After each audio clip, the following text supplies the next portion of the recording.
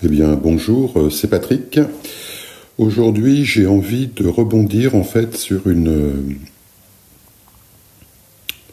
réflexion de Christophe Houillet, qui est artiste peintre et qui a aussi une chaîne YouTube, et qui m'a laissé un petit commentaire en fait sur une de mes émissions de podcast, ou bien sur une réflexion que j'ai peut-être fait sur sa page à lui, je ne sais plus exactement où. En fait, il parle en fait de rupture en rupture, dit-il, on apprend à peindre vraiment, et il met vraiment entre guillemets. Alors j'ai envie de répondre à ça aujourd'hui. Qu'est-ce que ça peut vouloir dire en fait, cette formule peindre vraiment, et puis est-ce que de rupture en rupture, on arrive à peindre vraiment? Alors bon, je me sens très mal parti pour ce début de podcast, parce que je vais te dire en fait la vérité. J'ai fait le podcast déjà hier soir, mais je disais trop de choses en fait, et trop vite, et je bafouillais tellement j'avais de choses à dire. Et du coup, j'ai envie de le reprendre ce matin plus sereinement. Peut-être d'une manière moins énervée, voilà. Donc, tu sais, on est dans une époque là actuellement où beaucoup de choses s'entrechoquent en fait dans nos crânes, et on risque souvent de perdre un petit peu notre sang-froid, tu sais, comme dans la chanson d'ACDC, tu vois. Et j'avoue que là, hier, moi, j'ai perdu un peu mon sang-froid par rapport à cette réflexion, parce qu'elle engageait certainement des choses importantes chez moi, et que d'un seul coup, je me suis un peu obligé, si tu veux, à la prendre à part entière, quoi. C'est comme si elle m'était adressée directement. Et c'est vrai que si tu suis mon travail depuis que j'apparais en fait sur les réseaux sociaux, tu peux peut-être être surpris par le fait que je modifie énormément le contenu de mes posts. J'essaye de jamais en fait refaire la même chose 2 fois de suite. Et c'est vrai que vis-à-vis d'un artiste, c'est une difficulté pour le public à être identifié. C'est-à-dire que ce que le public en général aime bien, c'est toujours revoir en fait peut-être une écriture, peut-être une facture, peut-être un sujet, peut-être une idée que l'artiste en fait va reprendre systématiquement, la décliner sous plein de façons différentes. Et moi, je me refuse à faire ça, parce que derrière, si tu veux, cette contrainte, hein, entre guillemets, moi, ce que j'aperçois, en fait, c'est une espèce de formatage directement, qui découlerait directement, en fait, de ce marché de l'art que je n'aime pas du tout, que je connais très mal, mais le peu que je connais ne m'incite vraiment pas à en savoir plus, si tu veux, et où on demande, en fait, aux artistes d'être des produits, ni plus ni moins, comme les chanteurs de variété, si tu veux, font toujours de la variété de la même façon, de manière à toucher un certain type de public, de manière à vendre, quoi, en fait. Et moi, j'estime que c'est pas ma tasse de thé en ce qui concerne la peinture notamment. J'ai pas envie, en fait, de me transformer en machine à vendre. J'ai pas envie de me répéter inlassablement sur les mêmes thèmes, les mêmes sujets, etc. Donc autant que je peux, j'essaye de varier, parce que surtout, moi, ce qui m'intéresse, c'est de pas m'ennuyer, tu vois. Et j'ai une propension à m'ennuyer qui est très très rapide, très très forte. Donc du coup, sitôt que je m'ennuie, il faut que je passe à autre chose. Et alors tu peux dire que c'est superficiel, que ça peut emmener sur une pratique peut-être superficielle de la peinture. Oui et non, je dirais, parce que en fait, moi, durant Alors maintenant, ça fait 2 ans que je dis 2 années, mais ça doit bien faire 3, que je travaille en fait sur cette notion de démarche artistique. Et j'avoue que j'en ai pas mal bavé, justement, pour creuser, aller vraiment jusqu'au bout du bout de ce qui m'était possible, moi, pour le moment, d'explorer quant à cette fameuse démarche artistique. Alors, et effectivement, je pourrais dire que au travers de ce travail-là, il y a eu des ruptures, et ça a été de rupture en rupture, la découverte en fait de strates, je dirais, d'illusions, de strates de peut-être de superficialité, de strates de certitudes qui se sont transformées en doutes, ou de doutes qui se sont transformés en autre chose. Tu vois, on progresse comme ça. Alors j'appelle ça progresser parce que finalement, au bout du compte, je suis assez content finalement d'avoir effectué tout ce chemin. Peut-être que tu t'en rends pas compte si tu regardes mon travail en peinture, et tu vois peut-être pas forcément une amélioration sur mes tableaux, mais moi dans ma tête, je me sens nettement mieux, si tu veux, par rapport à cette histoire de peindre. Voilà. C'est-à-dire que je me sens pas du tout obligé de peindre à la chaîne, si tu veux, comme j'ai pu le faire à certaines périodes de ma vie, parce que peindre à la chaîne, c'était calmer une angoisse, si tu veux, qui regroupait plein de choses, comme le manque de confiance en moi, ou alors l'excès de confiance en moi, parce que ça va dans les deux sens. Hein. Tu sais, c'est un peu comme l'orgueil et l'humilité. Et l'humilité, pardon, tu retournes l'humilité, tu tombes sur l'orgueil, tu retournes l'orgueil, tu tombes sur l'humilité. Ça va par paire en général, et en principe, la vérité, si je puis dire, mais j'aime pas ce mot-là non plus, elle se situe souvent au milieu des deux, quoi. Donc, et puis on est des êtres humains, donc on est aussi avec nos qualités et nos défauts, et il ferait beau voir en fait qu'on n'ait que des qualités ou qu'on n'ait que des défauts. On a toujours un mixte en fait des deux. Il faut l'accepter également, et peut-être que c'est ce chemin-là aussi qui est difficile à emprunter, parce qu'on se projette toujours vers des personnages peut-être, hein, où on s'imagine être quelque chose, où on tend vers ce quelque chose qu'on imagine, mais du coup ça nous décolle en fait de la réalité, et dans la réalité de tous les jours, eh ben on réagit comme tout le monde, et puis qu'on en soit conscient ou pas, on réagit comme tout le monde. Quand tu reçois une facture dans ta boîte aux lettres, si tu veux, et que t'as pas de rond sur ton compte en banque pour la payer, ben généralement tu te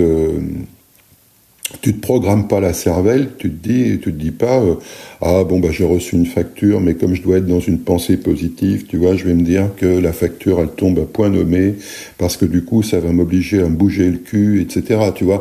Enfin bon, si tu as envie de t'amuser à ça, tu peux, hein.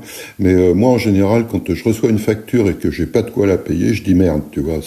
Pour moi c'est beaucoup plus simple, et puis ça me permet de décharger cette sensation désagréable, si tu veux, d'une surprise en fait du quotidien, en étant aligné avec ce que je suis, sans essayer d'être quelqu'un d'autre. Voilà. Donc, pour revenir sur la phrase de Christophe, de rupture en rupture, peut-être qu'on arrive à peindre vraiment.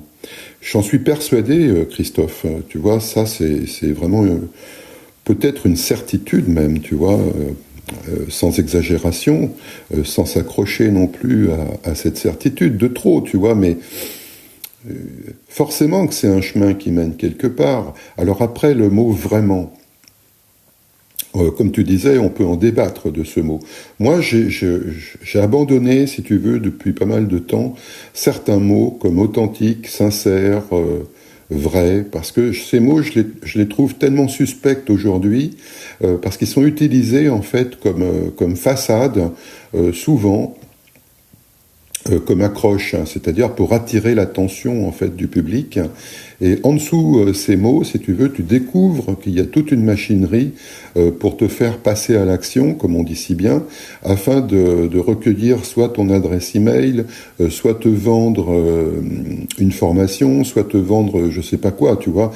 En tous les cas, on appâte beaucoup les gens en ce moment avec ces mots. Et donc j'ai des doutes par rapport à la justesse en fait avec lesquelles ces mots sont utilisés.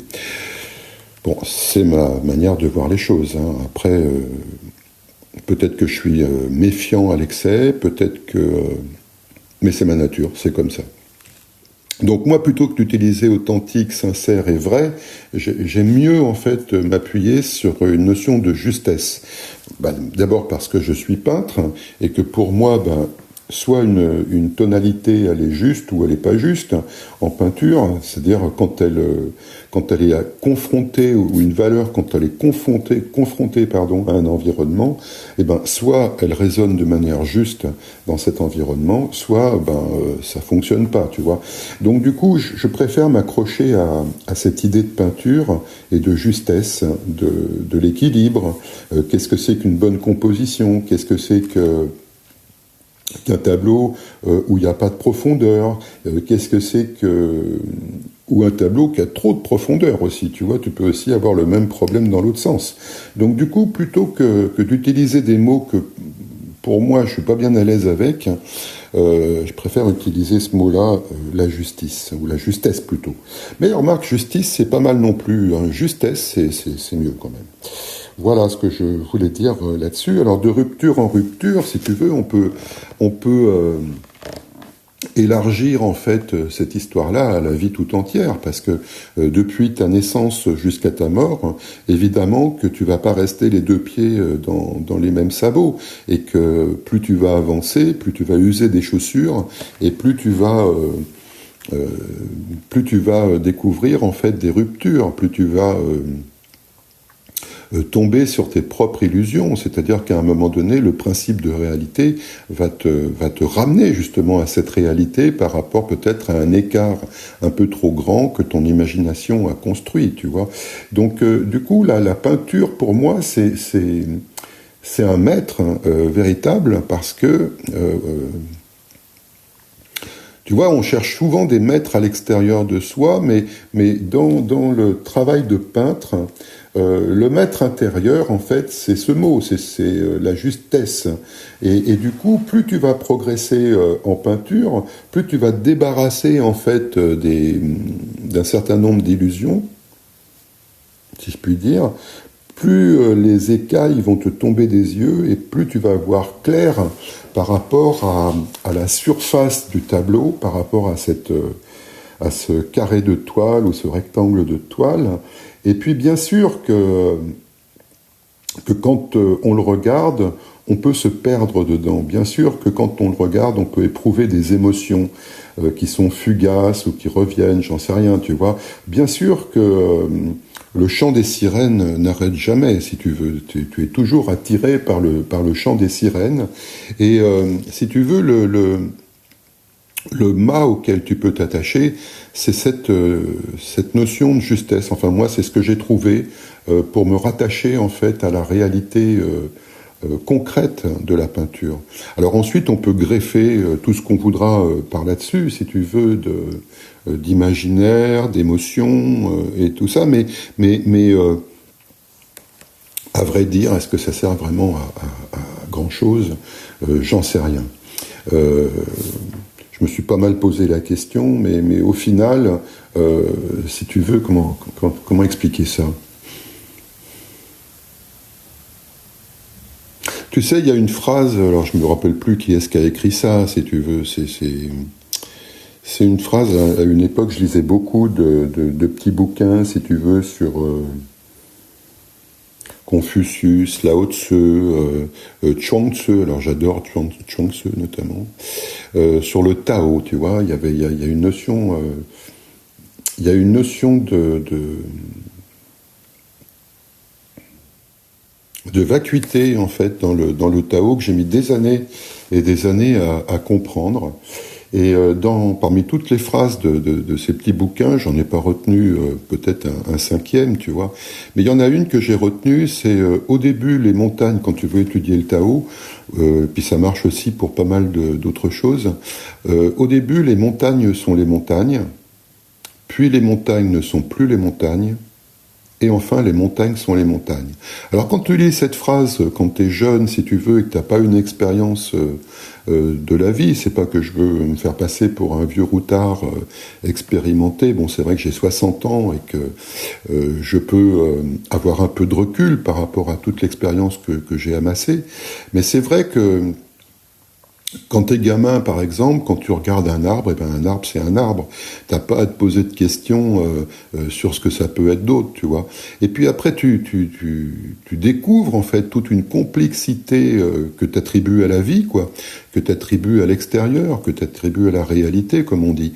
Mais en fait, cette complexité, elle vient d'où ? Elle est déjà en toi-même, si tu veux. C'est ta propre complexité que tu es en train de projeter à l'extérieur. Et du coup, un arbre, ça peut devenir mille choses. Un symbole notamment, tu vois, pour commencer, et à partir de ce symbole, eh ben, tu vas échafauder tout un tas de projections en fait sur ce qu'est un arbre. Et puis tu arrives en fin de parcours. Alors, j'espère que je ne suis pas en fin de parcours, mais je comprends quand même, j'appréhende en fait ce que ça peut être, si tu veux. C'est-à-dire que tu as fait une boucle. T'as fait une boucle, et grâce aux ruptures, justement, t'as fait une boucle en passant d'une illusion à une autre, et peut-être qu'à la fin, c'est encore une autre illusion sur laquelle tu termines ta vie, peut-être que c'est... Mais une illusion peut-être qui sera corrigée de toutes les erreurs que tu as produites avant, pour parvenir peut-être à une illusion qui soit un peu plus supportable. Et du coup, ben, les montagnes sont les montagnes en finalité, comme la naïveté du départ, si tu veux, après avoir fait une boucle, redevient une naïveté également. Mais une naïveté qui n'est pas du tout la même que la naïveté enfantine. C'est une naïveté un peu de... Tu sais, souvent chez les vieux, moi j'ai observé ça, les personnes âgées... j'étais dans un supermarché il n'y a pas très longtemps et il y avait un vieux monsieur qui était devant moi et je sentais qu'il avait envie de parler, qu'il avait envie de partager quelque chose, si tu veux. Et pour le faire, il m'a fait un sourire et il m'a dit un problème après l'autre, jeune homme. Jeune homme, moi j'ai 60 ans, tu vois, et lui il devait en avoir peut-être 90, quelque chose comme ça. Et il m'a regardé avec un petit sourire en coin et il m'a dit un problème après l'autre, jeune homme. Et tu vois, ça, une petite phrase comme ça, tu la comprends pas de la même manière quand t'as 10 ans, quand t'as 30 ans, quand t'as 40, quand t'as 60. Ça te parle pas de la même manière, tu vois. Et c'est pour ça que de rupture en rupture, ce sont des ruptures, si tu veux, comme des voiles qui se déchirent progressivement et où tu t'aperçois, en fin de compte, que t'en sais pas plus qu'au début, hein. Faut pas enfin, moi, j'estime pas en savoir plus qu'au début. C'est pas une question de savoir, c'est peut-être une question d'alignement, c'est-à-dire que tu es beaucoup plus aligné en fait avec tout ce que tu as éprouvé en fait dans ton enfance, qui était peut-être difficile à comprendre ou analyser quand tu étais gamin, mais plus tu as suivi en fait peut-être cette impulsion, si tu as tenu bon en fait par rapport à tout ce que tu as senti en fait dans ton enfance, si tu arrives à le conserver suffisamment longtemps envers et contre tout, finalement tu arrives à retrouver une forme de naïveté qui est débarrassée en fait de la peur du jugement d'autrui. C'est-à-dire que tu t'en fous en fait d'être naïf, tu vois, t'en as rien à carrer, les gens peuvent te traiter de nigo si tu veux, d'andouille, d'idiot, tout ce que tu veux, tu t'en fiches parce que toi t'es aligné avec ta propre... comment dirais-je ? Avec ta propre vision en fait des choses, avec ta propre vision du monde et de toi-même. Voilà, et donc forcément que dans le coup de pinceau que tu vas donner, dans le déplacement d'un objet, même pour mettre en place ton rituel de peinture, forcément que ça va se ressentir tout ça. Peut-être alors moi, ce que j'adore, c'est enseigner aussi. Tu vois, il n'y a pas que la casquette de peintre. Moi, je pense que j'ai autant le plaisir, en fait, peut-être même plus parfois, le plaisir d'enseigner aux autres ce que j'ai compris, en fait, le peu que j'ai compris, en fait, en peinture. Alors là, sur des aspects techniques, ou même de la philosophie de la peinture, parce qu'on en parle souvent avec mes élèves. Et si tu veux, j'en reviens souvent à cette simplicité. J'en reviens souvent à cette histoire de rupture aussi, parce que les problèmes des élèves, c'est un peu la même chose, si tu veux, en résumé. C'est-à-dire qu'on part avec un manque de confiance en soi la première fois qu'on commence un tableau. Quand on a un certain âge, on hésite à aller chercher en fait ces ressources de naïveté enfantine. On se dit, ah ben non, je suis adulte, je dois partir avec des compétences, tu vois. Et les compétences, eh ben ça s'apprend, ça prend du temps, si tu veux. Mais le plus important, c'est de revenir en fait à cette naïveté de départ, je crois, et puis greffer peu à peu en fait les compétences autour de cette naïveté, si on le peut.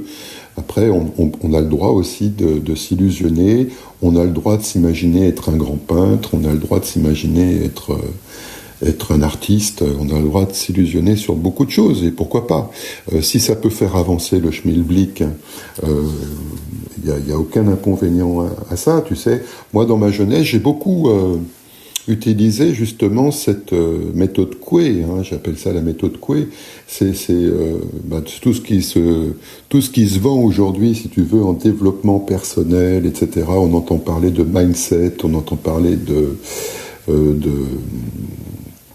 de motivation, on entend parler d'un tas de choses, mais ça, les gens qui parlent de ça et qui te vendent ça, en fait, ils n'ont rien inventé. La méthode Coué, elle existe depuis, je sais plus, peut-être le 19e siècle, peut-être même avant, où on s'auto-suggère, en fait, un certain nombre d'objectifs. Pour ça, on rentre dans un personnage, on se motive, etc.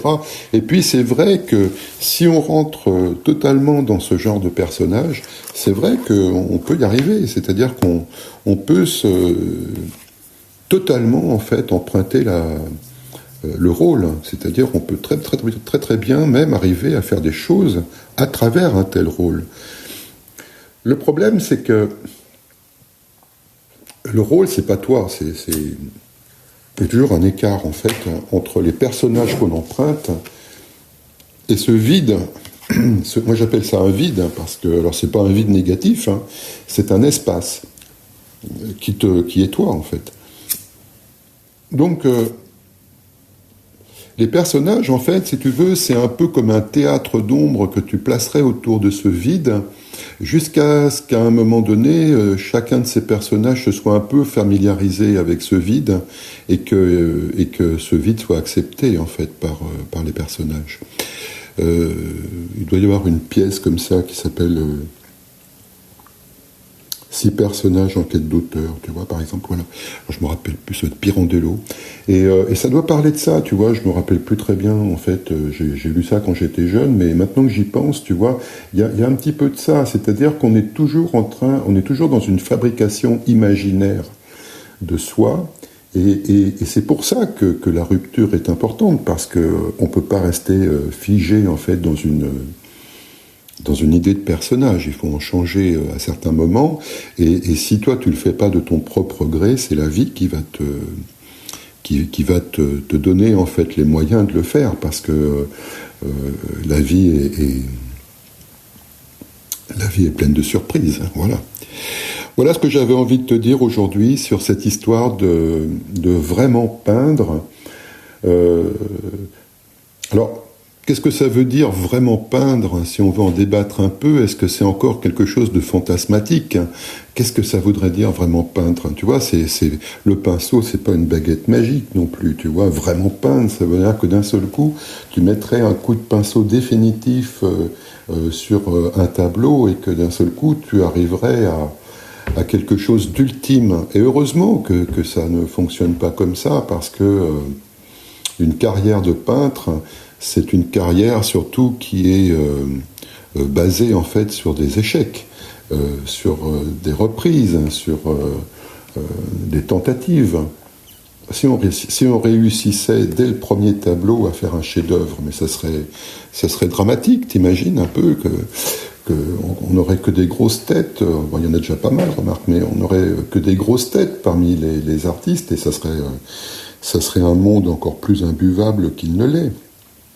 Donc moi j'aime mieux en fait cette histoire de rupture, en sachant que rupture, finalement, c'est à la fois un échec et puis un espoir, parce que quand tu as pris conscience en fait de quelque chose, eh ben, tu peux tourner la page et puis passer à autre chose, que ça soit sur un tableau ou dans ta vie. Voilà.